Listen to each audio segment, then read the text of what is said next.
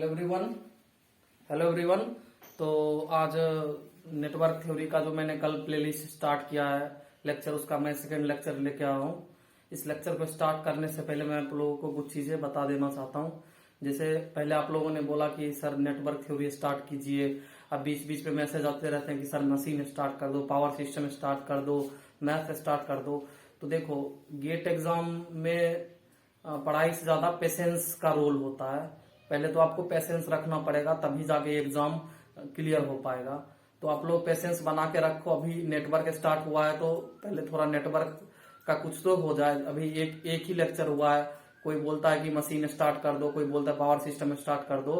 तो पहले आप नेटवर्क पढ़ो। नेटवर्क स्टार्ट किया है तो नेटवर्क को पहले कुछ लेक्चर तो हो जाने दो, तभी तो दूसरा सब्जेक्ट लेके आएंगे। तो पहले आप नेटवर्क पे ध्यान दो अभी, और नेटवर्क के ऊपर फोकस करो। अभी नेटवर्क स्टार्ट ही हुआ है, कल बेसिक लेक्चर था। आज से हम थोड़ा नेटवर्क की तरफ अभी मूव भी नहीं किया, अभी जस्ट बेसिक बता रहा हूँ कि नेटवर्क में क्या क्या बेसिक्स। अभी मेन चीज आना बाकी, आपको एकदम डिफरेंट डिफरेंट लेवल का क्वेश्चन कराएंगे, आपको मजा आ जाएगा। तो इसलिए वरी ना करे ज्यादा, आप लेक्चर स्टार्ट हुआ, आप इसको एंजॉय करें। अभी हम धीरे धीरे करके चीजों को आपके सामने लाएंगे, आपको मजा आ जाएगा। तो हम वीडियो को स्टार्ट करते हैं। Before starting this video let me introduce myself. My name is Saurabh Kumar. I secured AIR 236 in GATE 2021। So network theory का सेकंड वीडियो लेके मैं आप लोगों के साथ आ गया हूँ। कल मैंने जो डिस्कस किया था वो आपको मैंने थोड़ा सा पावर का कंसेप्ट बताया था कि कैसे कैसे 4 केस मैंने आपके साथ कल डिस्कस किया था पावर का, कि पावर कैसे एब्जॉर्ब होता है, कैसे पावर डिलीवर होता है, कब किस केस में पावर एब्जॉर्ब होगा, किस केस में पावर डिलीवर होगा। तो कल वाला लेक्चर आप एक बार जाकर रिविजिट कर लो। जो नए लोग इस लेक्चर को देख रहे हैं तो आपको समझ में आएगा। बेसिक से मैंने कल एकदम बेसिक से स्टार्ट किया था। तो देखो, आज का जो लेक्चर है उसका जो फर्स्ट टॉपिक मैंने लिया है, नेटवर्क थ्योरी का लेक्चर 2 है, उसमें मैंने फर्स्ट टॉपिक लिया है law of conservation of energy.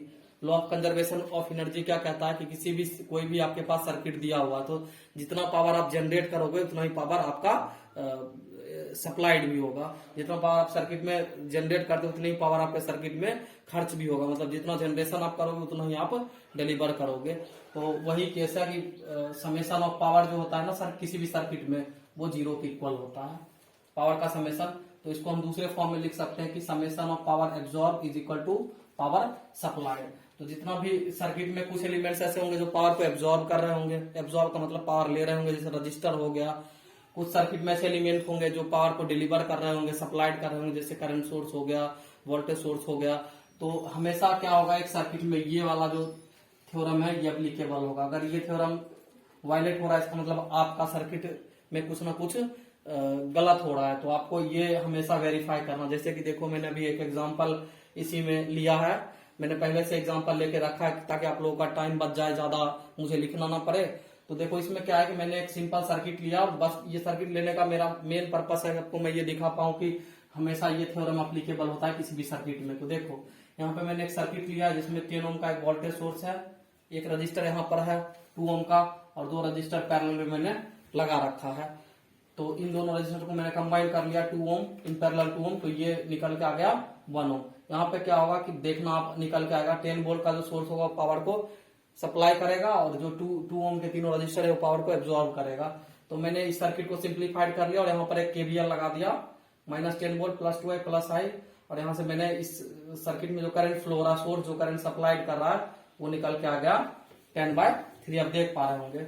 अब देखो, यहाँ पर आप अगर देखोगे तो सोर्स से करंट क्या हो रहा है, देखो माइनस से प्लस जा रहा है। तो माइनस से प्लस जब भी जाता है पावर की वैल्यू क्या होती है, निगेटिव होती है। कल ही मैंने बताया था, इसको हम बोलते हैं कि पावर सप्लाई किया जा रहा है। तो यहाँ पर मैंने इसलिए निगेटिव साइन ना लगा के डायरेक्ट पावर सप्लाइड लिख दिया। अगर आपने पावर सप्लाइड लिख दिया है तो आपको निगेटिव साइन लगाने की कोई जरूरत नहीं है। तो यहाँ पर मैंने पावर सप्लाइड लिखा है, जो क्या होगा 10 × I, 10 × 10/3, जो करंट की वैल्यू आई है 100/3 ये आई है। ये जो 10 वोल्ट का सोर्स है वो 100/3 वाट का पावर सप्लाई कर रहा है। अभी मुझे वेरिफिकेशन करना। और अब देखो, अभी तो सोर्स का पावर हमने निकाल लिया कि सोर्स कितना पावर सप्लाई कर रहा है। अब हम मूव करते हैं कि बाकी जो सर्किट के एलिमेंट है उसमें कितना कितना पावर वो एब्जॉर्ब कर रहा है। जो भी रजिस्टर है, जो भी 3 रजिस्टर है उनका हम देखेंगे। तो देखो, यहाँ आई करंट हमें निकल चुका था, और यहाँ पे इन दोनों रजिस्टर में करंट निकालना है। तो मैंने क्या किया, करंट डिवीजन रूल लगा लिया है। अभी हम करंट डिवीजन रूल आगे डिस्कस करेंगे। मैंने डायरेक्ट, आप लोगों को पता है बेसिक, तो I1 I2 की वैल्यू जो निकल के आएगी वो 5/3 निकल के आए। तो P1 जो है, इसमें पावर कितना डेसिपेट हो रहा है वो मैंने लिखा है I1 square into 2, P2 I1 square into 2, P3 जो होगा I2 स्क्वायर इंटू 2। इन तीनों की वैल्यू मैंने यहाँ पर कैलकुलेट कर लिया है। जब आप इन तीनों को ऐड करोगे तो पावर एब्जॉर्ब की वैल्यू जो होगी वो क्या होगी, P1 plus P2 plus P3, तीनों रजिस्टर का जो पावर होगा वो एब्जॉर्ब के फॉर्म में हम दिखाएंगे। तो इसको जब वो कैलकुलेट करोगे तो ये आएगा 100/3। तो आप देख पा रहे होंगे कि जितना यहाँ पर 100/3 जो पावर एब्जॉर्ब की वैल्यू आई है, और वही हमने यहाँ पर पहले निकाला था पावर सप्लाइड की वैल्यू, तो दोनों इक्वल आ रहा है। इसका मतलब कि सर्किट सही से काम कर रहा है हमारा। जितना पावर सर्किट में जनरेट हो रहा है उतना ही पावर सर्किट में एब्जॉर्ब भी किया जा रहा है, तो ये सर्किट इक्वली वर्क हो रहा है। तो ये क्वेश्चन जस्ट मैंने आपको दिखाने के लिए लिया था कि law of conservation of energy किसी भी सर्किट में क्या कहता है, कैसे law of conservation of energy काम करता है। तो आई होप कि आप लोगों को ये जो कंसेप्ट मैंने अभी बताया ये समझ में आ गया कंजर्वेशन ऑफ एनर्जी का। इससे पहले मैंने पावर के कुछ 3-4 बताए थे, कैसे पावर एब्जॉर्ब होता है, कैसे पावर डिलीवर होता है, इससे पिछले लेक्चर में, तो आप उसको भी एक बार जाके देखो। और साथ साथ में आप हमारे गेट जंक्शन चैनल को सब्सक्राइब करो और बाकी फ्रेंड्स के साथ शेयर करो इस चैनल को। अभी यहाँ पर काफी अमेजिंग चीज मैं लेके आऊंगा आपके लिए, गेट के लिए और बाकी एग्जाम के लिए भी। जो भी सब्जेक्ट अच्छे अच्छे टॉपिक्स होंगे जो आपके लिए हेल्पफुल होगा वो मैं आपके साथ लेके आऊंगा और आपको अच्छे से डिस्कस करूंगा आपके साथ। तो हम इस लेक्चर में आगे बढ़ते हैं। आई होप कि आपने ये चीजें समझ लिया। मैं अब इसको मिटा देता हूँ। अब जो अगला टॉपिक है वो है, इसमें सर्किट का एलिमेंट के बारे में हम लोग अब डिस्कस करेंगे। सर्किट का एलिमेंट, सर्किट में कौन कौन से एलिमेंट होते हैं और किसका क्या रोल है। तो पहले देखो, सर्किट का जो तीन बेसिक एलिमेंट आप लोगों को पता है। 3 बेसिक एलिमेंट क्या होता है, मैं बस 3 बेसिक एलिमेंट का भी मैं यहाँ पर आपके सामने नाम लिख देता हूँ। पहला जो बेसिक एलिमेंट है सर्किट का वो एक तो हो गया रजिस्टर, ये इसका रिप्रेजेंटेशन है, इसको R से डिनोट करते हैं। दूसरा हो गया इंडक्टर, इसको हम L से रिप्रेजेंट करते हैं। तीसरा हो गया कैपेसिटर, इसको हम C से डिनोट करते हैं। अभी मैं जस्ट बेसिक बता रहा हूं, इसमें भी मैं कोई डेप्थ में नहीं जा रहा हूं कि क्या है ये रजिस्टर। देखो रजिस्टर क्या होता है, रजिस्टर करंट के फ्लो को अपोज करता है। किसी मटेरियल की प्रॉपर्टी होती है, जब हम सप्लाई लगाते हैं तो करंट में जो अपोजिशन आता है वो रजिस्टर दिखाता है। उसी तरह इंडक्टर क्या करता है, इंडक्टर मैग्नेटिक फील्ड में एनर्जी को स्टोर करता है। और कैपेसिटर क्या करता है, कैपेसिटर इलेक्ट्रिक फील्ड में एनर्जी को स्टोर करता है। तो ये 3 एलिमेंट है। उसके बाद जो नेक्स्ट एलिमेंट आपको सर्किट में आता है वो होता है dependent source and independent source. तो देखो जो 4th एलिमेंट है वो है डिपेंडेंट सोर्स। सॉरी, पहले इंडिपेंडेंट सोर्स के बारे में हम बात करेंगे।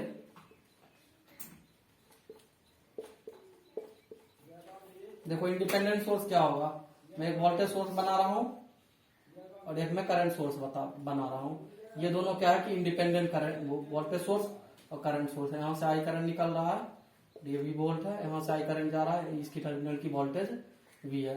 तो जब कोई भी सोर्स इंडिपेंडेंट सोर्स कब कहलाएगा, जब उसकी टर्मिनल की, अगर वो इंडिपेंडेंट वोल्टेज सोर्स है तो जो वोल्टेज की वैल्यू होगी वो टर्मिनल के करंट पे डिपेंड नहीं करेगी। मतलब आप कुछ भी करंट यहाँ से फ्लो करवा दो, ये वोल्टेज की वैल्यू चेंज नहीं होने वाली। मतलब इस तरह से वेव फॉर्म इसका बन के आएगा।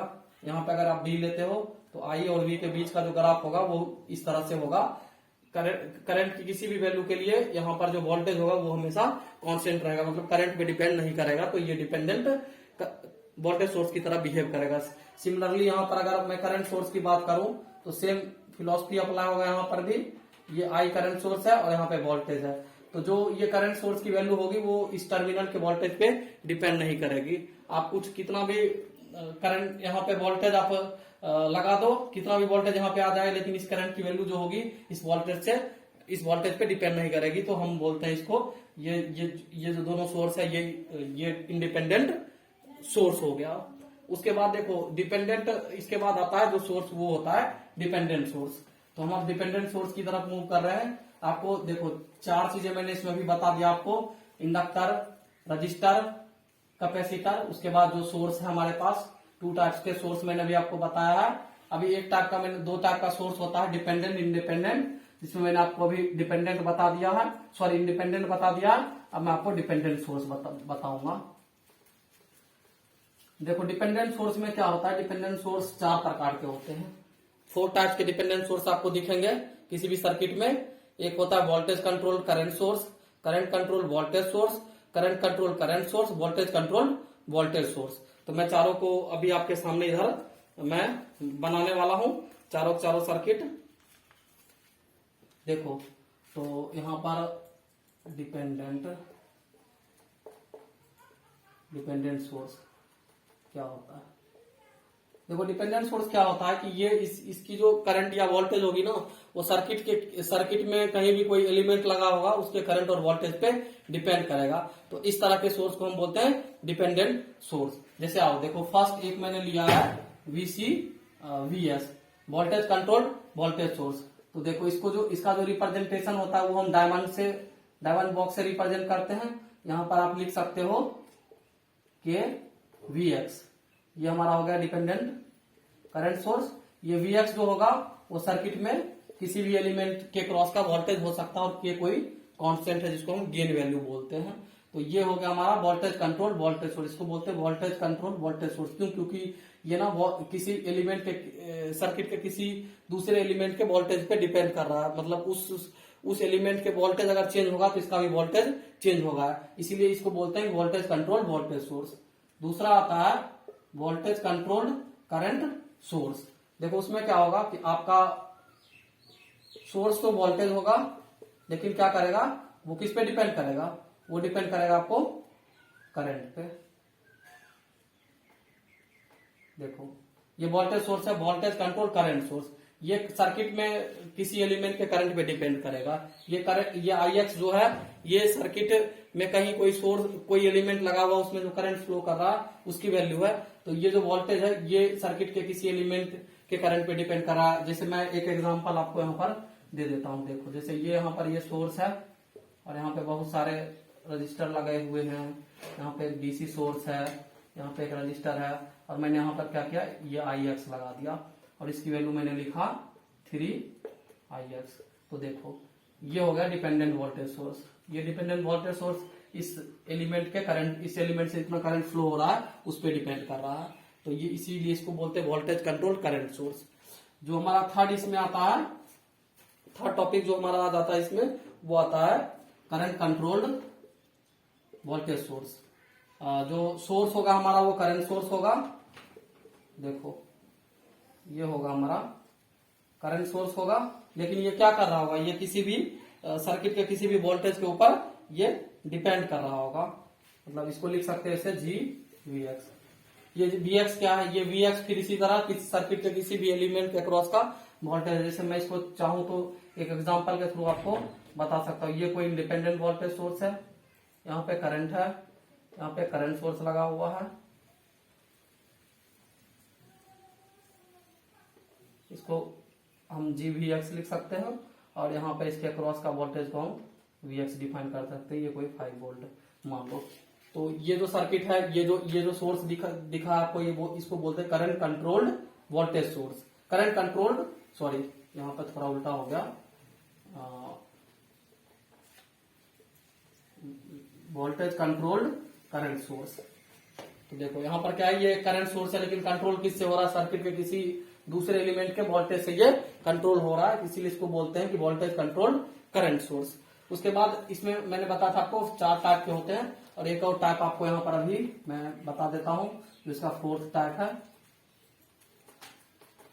आपको ये तीनों टाइप समझ में आ गया। अब जो 4th टाइप आता है वो होता है करंट कंट्रोल्ड करंट सोर्स। ये एक टाइप का करंट सोर्स होगा, लेकिन वो सर्किट के किसी दूसरे एलिमेंट के करंट पे डिपेंड करेगा। तो 4th टाइप जो हमारा होगा वो करंट कंट्रोल्ड करंट सोर्स। देखो इसका जो सिंबल होगा वो डायमंड स्ट्रक्चर से हम दिखाते हैं। ये करंट हो गया, और ये इसको आप के लिख सकते हो यहाँ पर IX। ये IX क्या है, ये IX सर्किट में किसी एलिमेंट के थ्रू जो करंट पास हो रहा है वो है। तो इसको देखो कंट्रोल किया जाता है। जैसे मान लो कि ये हमारे पास एक करंट सोर्स है, ये मैंने 2 एम्पियर का डिपेंडेंट करंट सोर्स ले लिया, यहाँ पर कोई रजिस्टर लगा दिया, यहाँ पर कोई एक वोल्टेज सोर्स लगा दिया, यहाँ पर कोई रजिस्टर है और इसके क्रॉस मैंने एक करंट सोर्स, एक हमने डिपेंडेंट करंट सोर्स लगा दिया। तो देखो यहाँ पे नीचे की तरफ मैंने लिया है इसको, आप के एक्स मान लो या एक्स, और यहाँ पे या एक्स करंट फ्लो हो रहा है, इसकी वैल्यू आप कुछ भी 5 वोल्ट ले लो। देखो इस तरह से आप देख पा रहे होंगे कि यहाँ पर जो रेजिस्टेंस है R1 R2, तो इस R2 रेजिस्टेंस से जो करंट फ्लो हो रहा है, ये करंट सोर्स उसके ऊपर डिपेंड कर रहा है, इसीलिए इसको बोलते हैं करंट कंट्रोल्ड करंट सोर्स। ये एक प्रकार का करंट सोर्स है जो सर्किट के किसी और एलिमेंट के करंट के ऊपर डिपेंड कर रहा है। आप देख पा रहे होंगे कि यहाँ पर ये इस एलिमेंट से जो करंट फ्लो रहा है IX, उसके ऊपर ये डिपेंड कर रहा है किसी गेन वैल्यू के साथ मल्टीप्लाई होके। तो जैसे जैसे ये करंट चेंज होगा उसी तरह इस करंट सोर्स की वैल्यू चेंज होगा। तो इसका कोई एग्जिस्टेंस नहीं है, ये दूसरे सर्किट के किसी और एलिमेंट पे डिपेंड कर रहा है। जैसे आपको मैंने इंडिपेंडेंट में क्या बता दें, वहां पर जो टर्मिनल का जो वोल्टेज है वो टर्मिनल के करंट पे डिपेंड नहीं कर रहा, टर्मिनल जो करंट सोर्स है वो टर्मिनल के वोल्टेज पे डिपेंड नहीं कर रहा, वो आपस में इंडिपेंडेंट है। टर्मिनल की करंट कितनी भी चेंज हो जाएगा लेकिन उसकी वोल्टेज कांस्टेंट रहेगी फॉर इंडिपेंडेंट वोल्टेज सोर्स के लिए। तो ये टॉपिक आपको current dependent current source, dependent जो भी चार टाइप के जो सोर्स थे डिपेंडेंट पे, वो मैंने आपको बता दिया। इससे पहले मैंने आपको इंडिपेंडेंट बता दिया। उसके बाद देखो अब इसके बाद का जो टॉपिक है इस लेक्चर का वो है टाइप्स ऑफ एलिमेंट, मतलब एलिमेंट के टाइप्स क्या क्या है, एक्टिव किसको बोलते हैं, पेसिव किसको बोलते हैं। तो हम अब इसके ऊपर अभी आप लोगों के साथ डिस्कस करने वाले हैं। तो मैंने डिपेंडेंट इंडिपेंडेंट बना दिया। उसके बाद आप एक्टिव आप हेडिंग लिखो अगला, एक्टिव एंड पेसिव एलिमेंट, यह भी नेक्स्ट टॉपिक है। तो देखो एक्टिव सोर्स किसको बोलते हैं, एक्टिव सोर्स वो सोर्स होते हैं जो पावर को डिलीवर करते हैं, और पेसिव सोर्स वो सोर्स होते हैं जो पावर को एब्जॉर्ब करते हैं। तो देखो एक्टिव सोर्स पावर क्या होगा, सप्लाइड होगा। ये इस तरह के एलिमेंट है जो पावर को सप्लाइड करते हैं। जैसे एग्जांपल में मैं आपको बताऊं तो जनरेटर होंगे, ओपैम्प हो गए, ट्रांजिस्टर हो गया, ये सारे एलिमेंट ऐसे एलिमेंट है जो पावर सप्लाइड करते हैं, इसलिए इनको एक्टिव सोर्स बोलते हैं। ओपैम्प क्यों, क्योंकि आप ओपैम्प में देखोगे तो ये भी पावर गेन प्रोवाइड करता है, ट्रांजिस्टर भी पावर गेन प्रोवाइड करता है। आप क्या करता है, ये एम्पलीफाई कर देता है सिग्नल को। पावर का अगर आपके इनपुट पे अगर 2 वाट पावर है तो आप चाहो तो आउटपुट पे आप 6 वाट की पावर अचीव कर सकते हो सर्किट की कॉन्फ़िगरेशन चेंज करके। और जनरेटर से आपको पता है जो आइडियल जनरेटर होते हैं उनका काम क्या होता है, वो पावर सप्लाइड करते हैं। तो एक्टिव सोर्स वो होते हैं जो पावर सप्लाइड करते हैं, जो हमेशा पावर को सप्लाइड ही करेंगे। उसके बाद पेसिव सोर्स, देखो क्या हुआ, पेसिव सोर्स वे होते हैं जो पावर हमेशा क्या करते हैं, एब्जॉर्ब करते हैं, पावर एब्जॉर्ब्ड ऑलवेज। अब देखो इसका एग्जांपल आप अगर मैं दे दूं आपको तो एक तो रजिस्टर हो गया, रजिस्टर्स हो गया, डायोड हो गया, इंडक्टर हो गया, कैपेसिटर हो गया, उसके बाद ट्रांसफार्मर हो गया। अब देखो आप लोगों को एक डाउट होगा कि सर ट्रांसफार्मर कैसे पेसिव सोर्स हुआ। तो ट्रांसफार्मर क्या करता है, ट्रांसफार्मर सिर्फ वोल्टेज की लेवल को चेंज करता है, एक वोल्टेज लेवल को दूसरे वोल्टेज लेवल में चेंज करता है, या तो वो स्टेप अप करेगा या तो स्टेप डाउन करेगा, कभी भी वो पावर को चेंज नहीं करेगा। और जब भी हम एलिमेंट को डिफाइन करते हैं तो पावर के रिस्पेक्ट में डिफाइन होता है। अगर वो एलिमेंट पावर जनरेट कर रहा है तब हम उसको एक्टिव बोलेंगे, जबकि ट्रांसफार्मर कोई पावर जनरेट नहीं करता। ट्रांसफार्मर में क्या होता है कि ये ट्रांसफार्मर है, क्या होगा, जितना आप इनपुट लगाओगे यहाँ पर उतना ही आउटपुट यहाँ पे मिलेगा, पावर में कोई चेंज नहीं आएगा। जबकि ट्रांजिस्टर में ऐसा नहीं होता है, इसलिए ट्रांजिस्टर को हम एक्टिव डिवाइस बोलते हैं और ट्रांसफार्मर को हम पेसिव डिवाइस बोलते हैं। तो आपको मैंने बता दिया कि एक्टिव क्या है, पेसिव क्या है। एक्टिव एलिमेंट्स वे होते हैं जो सर्किट में पावर सप्लाई करते हैं, मतलब सर्किट में जो भी एलिमेंट्स लगे उनको ड्राइव करते हैं, पावर प्रोवाइड करते हैं। लेकिन पैसिव एलिमेंट्स वैसे एलिमेंट हैं जो सिर्फ पावर ले सकते हैं, देना नहीं जानते हैं। उनका एग्जांपल आपके सामने रजिस्टर, जो हमेशा पावर को हीट के फॉर्म में डेसिपेट करता है। डायोड भी पावर डेसिपेट ही करता है, कभी भी वो पावर सप्लाइड नहीं करेगा। उसी तरह इंडक्टर, ये भी एनर्जी डेसिपेट करता है।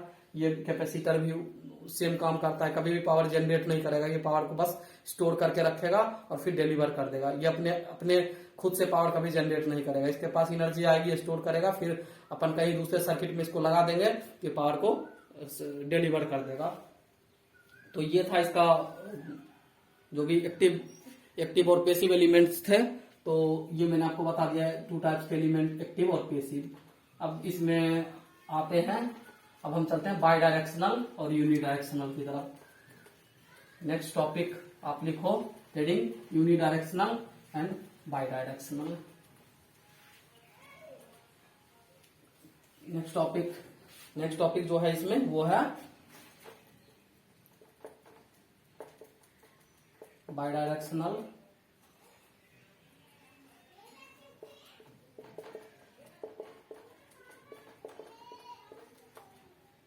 देखो, बाई डायरेक्शनल किसको बोलते हैं? ये रजिस्टर हो गया, ये इंडक्टर हो गया, ये कैपेसिटर हो गया, ये तीनों बाई डायरेक्शनल है। कैसे?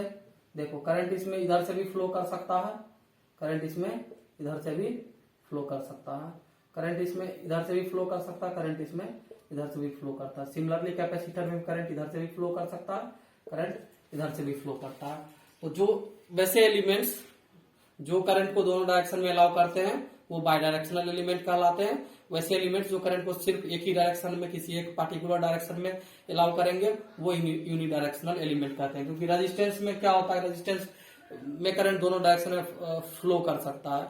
जैसे देखो, अभी क्या किया आपने, एक रजिस्टर लिया है, 5 ओम का मान लो लिया है, और आपने यहाँ पर एक सोर्स लगा दिया इस तरह से। तो देखो, करंट की अभी जो डायरेक्शन होगी वो इस डायरेक्शन में, अभी करंट इस डायरेक्शन में फ्लो होगी। इसी प्रकार आपने एक सेम रजिस्टर लिया, बस आपने क्या किया कि ये जो सप्लाई लगाया है इसकी पोलरिटी आपने चेंज कर दी। यहाँ पर आपने इस तरह से 5 वोल्ट लगाया, निगेटिव पॉजिटिव, यहाँ पर आपने पॉजिटिव निगेटिव लगाया था। जो करंट का फ्लो होगा वही डायरेक्शन में होगा। अभी आप देख पा रहे होंगे कि रजिस्टर में सिर्फ सप्लाई चेंज करने से आप करंट की वैल्यू चेंज हो रही है। सिर्फ मैंने क्या किया कि जो इसमें एक्साइटेशन लगा हुआ उस एक्साइटेशन को मैंने चेंज कर दिया, तो इससे जो फ्लो होने वाला करंट है वो भी चेंज हो गया। इसी तरह आप इंडक्टर में भी कर सकते हैं, इंडक्टर में सप्लाई पे डिपेंड करता है, जैसे आप सप्लाई लगाओगे उसी तरह से इसमें करंट का डायरेक्शन भी चेंज हो जाएगा। अब देखो, ये हो गया बाई डायरेक्शनल। उसके बाद देखो यूनिडायरेक्शनल क्या होता है। यूनिडायरेक्शनल क्या होता है? यूनिडायरेक्शनल में करंट एक ही डायरेक्शन में फ्लो करेगा, आप करंट को डायरेक्शन नहीं चेंज कर सकते। जैसे यहाँ पर मैं आपको अगर एग्जांपल दूं तो आपका बेस्ट एग्जांपल हो जाएगा, आप डायोड ले लो, आप एससीआर ले लो। ये क्या है? यूनिडायरेक्शनल है। डायोड में क्या होता है, करंट बस NO2 कैथोड ही फ्लो होगा, उसी तरह एससीआर में भी होता है, NO2 कैथोड होता है करंट का फ्लो। इसमें करंट सिर्फ एक ही डायरेक्शन में फ्लो हो सकता है, चाहे सप्लाई आप कुछ भी लगा दो। आप सप्लाई पॉजिटिव लगाओगे तो करंट फ्लो होगा, जैसे ही सप्लाई आप रिवर्स कर दोगे डायोड ऑफ हो जाएगा, करंट ही फ्लो नहीं होगा। तो जो डायोड का जो कैरेक्टरिस्टिक होता है, अगर मैं आपको कैरेक्टरिस्टिक की बात करूं तो कुछ इस तरह से होती है। ये वोल्टेज हो गया, ये करंट हो गया, तो मैं बस इसका ट्रांसफर कैरेक्टरिस्टिक दिखा रहा हूं। तो ये हमेशा करंट को एक ही डायरेक्शन में अलाउ करेगा, एनोड से कैथोड की तरफ, कभी भी कैथोड से एनोड की तरफ करंट को अलाउ नहीं करेगा, तो इसलिए ये यूनिडायरेक्शनल है। उसी प्रकार एससीआर भी यूनिडायरेक्शनल है। तो मैंने आपको यूनिडायरेक्शनल बता दिया, बाई डायरेक्शनल बता दिया, एक्टिव क्या होता है, पैसिव क्या होता है वही बता दिया। अब आपको मैं बताता हूँ main important, linearity, non linearity. कब सर्किट को हम लीनियर सर्किट बोलेंगे, कब नॉन लीनियर सर्किट बोलेंगे, इससे क्वेश्चंस आप ये सब ऑब्जेक्टिव में जो भी मैं अभी बता रहा हूँ ये सारे ऑब्जेक्टिव में छोटे छोटे एग्जाम में पूछा जाता है। गेट में अगर आएगा अभी तो 1 मार्क्स के लिए ये पूछा जाता है आपको, फिर आपको मैचिंग वाला आ जाएगा इस टाइप का, तो आप इसको थोड़ा केयर करें। अब नेक्स्ट जो इसमें टॉपिक है वो है लीनियरिटी और नॉन लीनियरिटी। तो देखो, लीनियरिटी क्या होता है,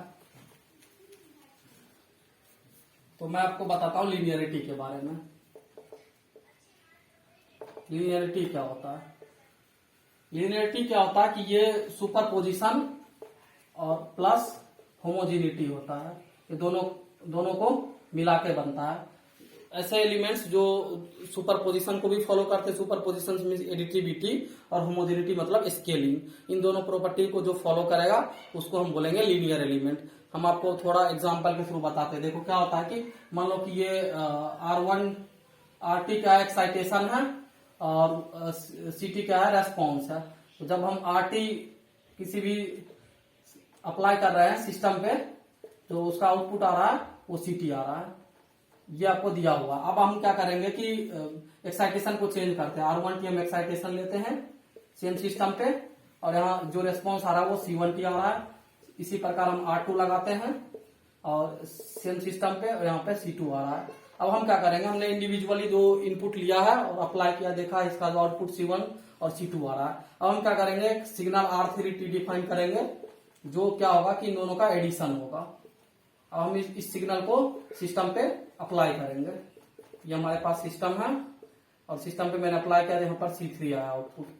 जो C3 हमारा होगा, अगर ये C1T प्लस C2T के बराबर आ जाता है, यहाँ पे R1T अप्लाई कर रहे हो आप, R2T सिस्टम पे, तो जो आउटपुट आ रहा है C1T प्लस C2T आ रहा है। अगर ये आ गया इसका मतलब है कि ये जो सर्किट हमारा है, ये जो सिस्टम हमारा है वो एडिटिविटी प्रॉपर्टी को फॉलो कर रहा है। मैंने दो इंडिविजुअल पहले इनपुट लगाया, उसका आउटपुट देखा, फिर मैंने क्या किया, दोनों इनपुट को एक साथ अप्लाई कर दिया और आउटपुट देखा तो दोनों का जो रेस्पॉन्स आ रहा है वो दोनों के इंडिविजुअली का सम के इक्वल आ रहा है। तो इसका मतलब कि ये जो सर्किट हमारा वो होमोजेनिटी सुपरपोजिशन, जिसको हम एडिटिविटी बोलते हैं, उसको फॉलो कर रहा है।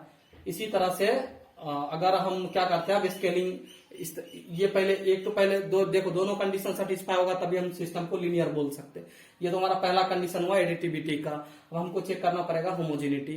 होमोजेनिटी में क्या होगा कि